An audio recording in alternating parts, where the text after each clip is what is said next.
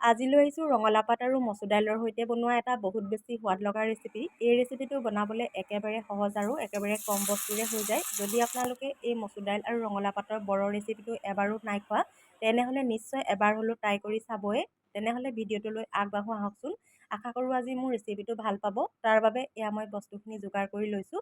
এইফালে 2 চামুচ বগা সৰিয়হ আৰু 1 চামুচ ক'লা সৰিয়হ মই আধা ঘণ্টামান তিয়াই ৰাখিছিলোঁ পানীত, আৰু তাতে মই অকণমান নিমখ দি লৈছোঁ আৰু 2টা কেঁচা জলকীয়া, এইখিনি পিচি ল'ম। সৰিয়হ পাতোতে যদি অকণমান নিমখ দি লোৱা হয় তেতিয়া সৰিয়হখিনি তিতিকি নহয়। আনফালে এখন কাঁহীতে মই গৰম পানী লৈছোঁ, তাতে অকণমান নিমখ দি এয়া ৰঙালাও পাতকেইখিলা এনেধৰণে গোটেইখিনি ধুই ল'ম।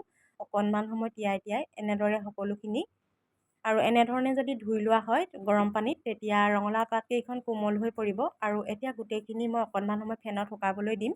ইফালে এয়া মই মচুৰ দাইল লৈছোঁ। মচুৰ দাইলখিনি মই 10-15 মিনিটমান তিয়াই ৰাখিছিলোঁ। যদি আপোনালোকে বনাই 1 ঘণ্টামানৰ আগতে তিয়াই ৰাখিব দাইলখিনি, কোমল হ'লে বেছি ভাল হয়। যিহেতুকে মই ইনষ্টেণ্ট বনালোঁ, বেছি দেৰি তিয়াবলৈ সময় পোৱা নগ'ল। আৰু এয়া মই মচুৰ দাইলখিনি পিচি ল'লোঁ, তাত এক্সট্ৰাকৈ পানী নাই দিয়া পিছোতে।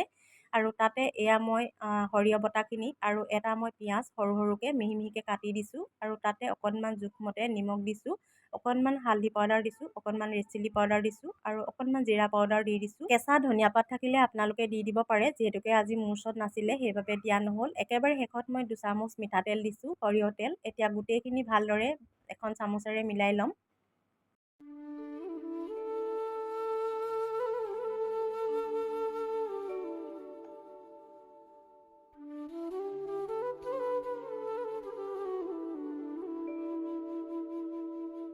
এতিয়া এনেধৰণে গোটেইকেইটা বৰ বনাই ল'ম।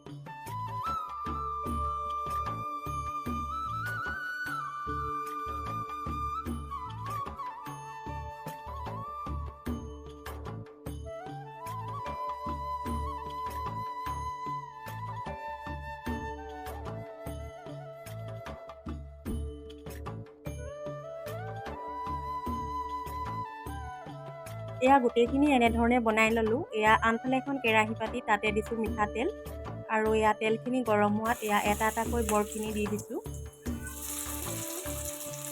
গেছটো একেবাৰে ল' ফ্লেমত থ'ব।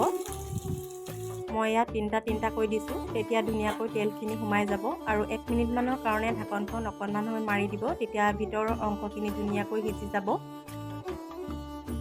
এয়া মই 1 মিনিটমান সিজাৰ পিছতে এয়া লৰাই দিছোঁ। এই বৰটো খাবলৈ বহুত বেছিয়ে ভাল লাগে আৰু বহুত বেছি মচমচীয়া হয়। এনেধৰণে মই গোটেইকেইটা বৰ বনাই ল'লোঁ। দেখিছেই নহয় বৰকেইটা দেখাত কিমান বেছি ধুনীয়া হৈছে, ৰঙচুৱা হৈ পৰিছে। এনেধৰণে দাইল ভাতৰ লগত খাবলৈ বহুতেই বেছি ভাল লাগে। এতিয়া মই এখন প্লেটত কেইটামান উলিয়াই লৈছোঁ, আৰু এটা আপোনালোকক ভাঙি দেখাম। এয়া দেখিছেই নহয় ভিতৰৰ দালিপুৰখিনি কিমান ধুনীয়াকৈ সিজি উঠিছে। আৰু আজিৰ ৰেচিপিটো মোৰ ইমানখিনি আছিল। কেনেকুৱা পালে চাই জনাব। আজিলৈ আহিছোঁ, ধন্যবাদ।